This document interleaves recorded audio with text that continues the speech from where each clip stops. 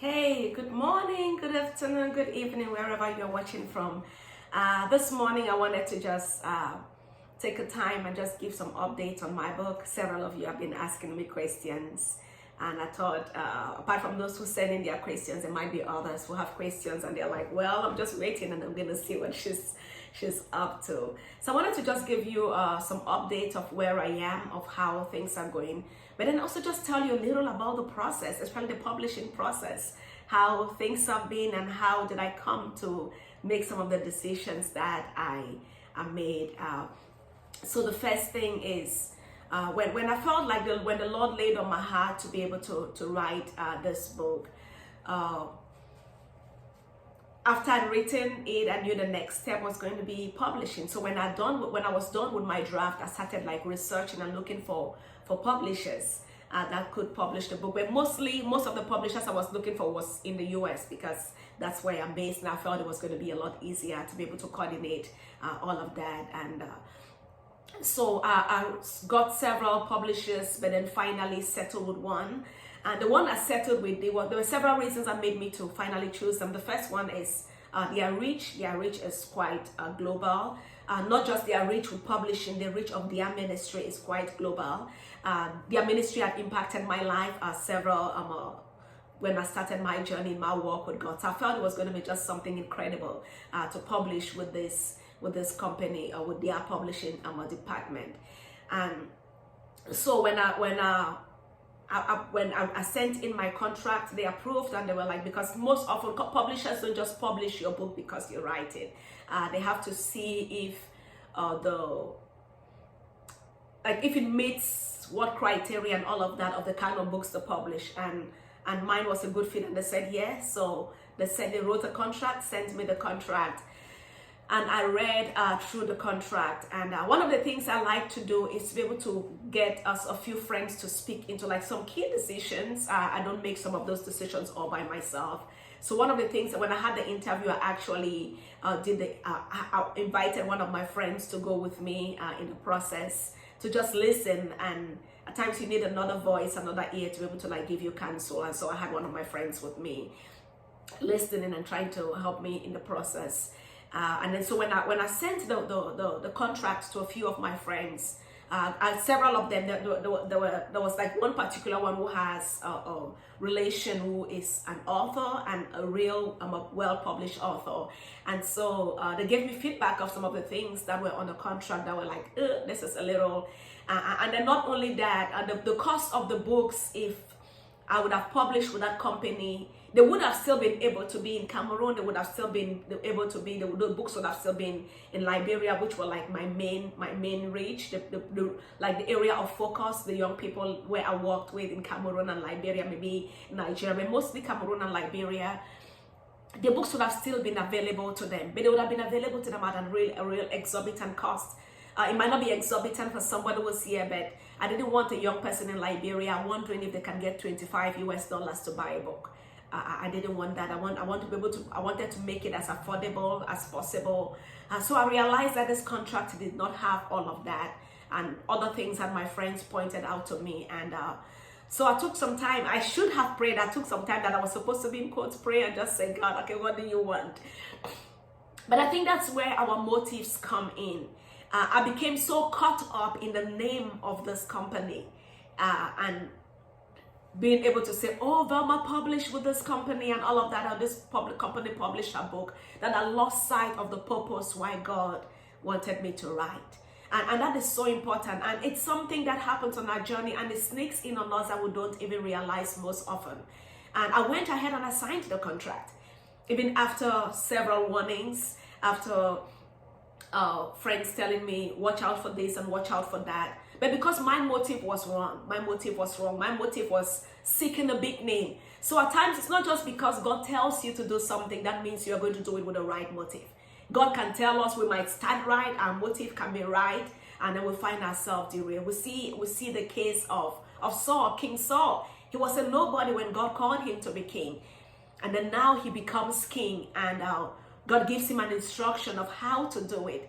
And then when he realizes, the Bible says, when the Amalekites, the enemies were coming against him, he says, all his men, he said, God, he told Prophet Samuel, I saw all the people leaving.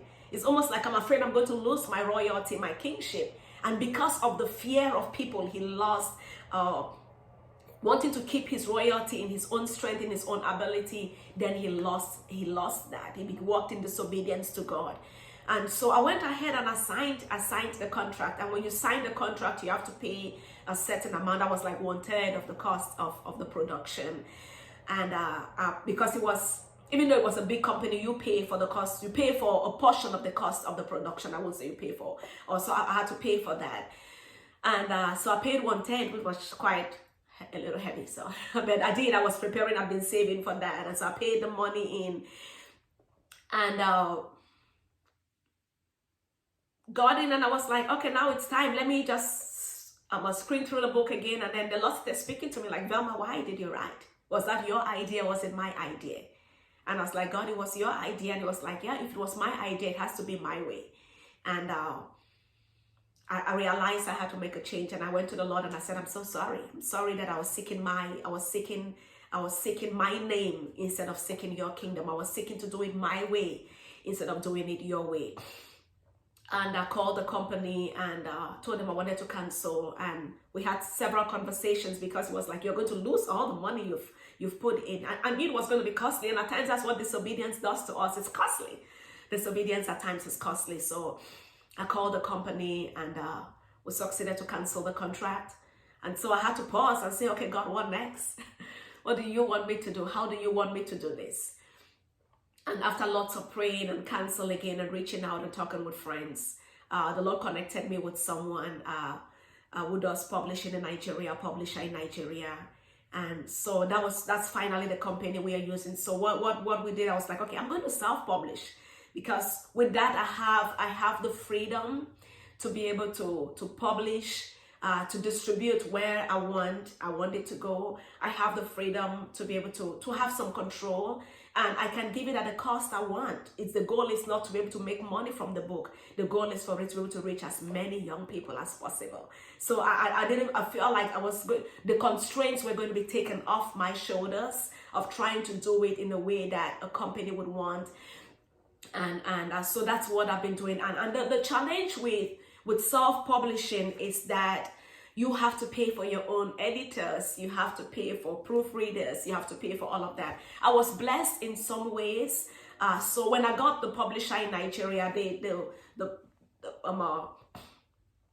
they have editors, so like part of the contract involves all of that. So they did the editing and all of that, and most of that work was done by them. So presently my book is being published in Nigeria. But then also I'm doing a self-publishing here in the US with Amazon. So it's going to be available in the US. It's also going to be available in Cameroon, in Liberia, and all of that. The advantage with that is that my goal is that the book is going to be as affordable as possible, and for every young person to be able to get a copy. And so that's where we are. Our hope with the publisher, my hope is it should be by November, mid-November, we should have the books like published and good to go. But then the second thing is that they have to be transported to Cameroon. They have to be transported to Liberia. Presently, we already have someone. There's someone who's helping me, a connection with a company that does transportation from Nigeria to Cameroon. So I think that is settled. I think what I'm still looking for is a company that will be able to help me transport the books from Nigeria, to Liberia. And if you're watching this and you know a company, you know someone who does transportation, and they are someone that is trustworthy, who does transportation from Nigeria, they transport goods from Nigeria to Liberia, and they do it fast enough, because I really don't want the books to be stuck on the road for a month. I want them to be able to get to Liberia as fast as possible, and I think it shouldn't take a lot of time, so that immediately the publishers are finished, they can get those books delivered to the company, and then they are transported to Liberia. So please, if you are Liberian and you know someone, you know a company that does transportation from Nigeria to Liberia, I would transport goods from Nigeria to Liberia, please reach out to me, let me know, and then we can work. I can work with you to be able to see how those books are going to get to Liberia, because I want every Liberian young person to have a copy in their hands. And thank you for the person who is helping me to get that done in Cameroon. I'm just incredibly grateful for all the help and the support I've gotten so far. Our hope is that by the 1st of December, these books will be published. The reason why I'm waiting up to that time is because I want the books to reach Liberia. I want the books to reach Cameroon before it's officially published. That's why even though the books might be ready by mid-November, we are going to just wait, even for those in the US, until that time.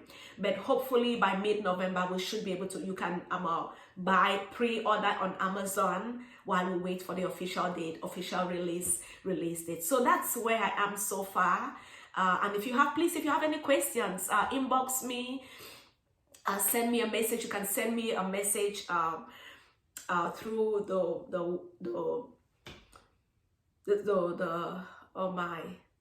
YouTube, or you can send me a message on Facebook. If you have some suggestions of the requests I made, you know someone who does transportation, Nigeria, Liberia, please reach out to me and tell me a little what your process has been. If there's someone who's an author, who's a publisher, maybe you've had a process that's a lot easier than me. Let me know what process you used. And if you're getting ready to publish and you have some questions, I'm not a pro in any way. You can tell that I made a lot of mistakes, but I'm willing to help if there is a need. Okay, guys, you have a wonderful day. Thank you for being with me on this journey, and God bless you. Keep your prayers coming. We feel them. Blessings. Bye.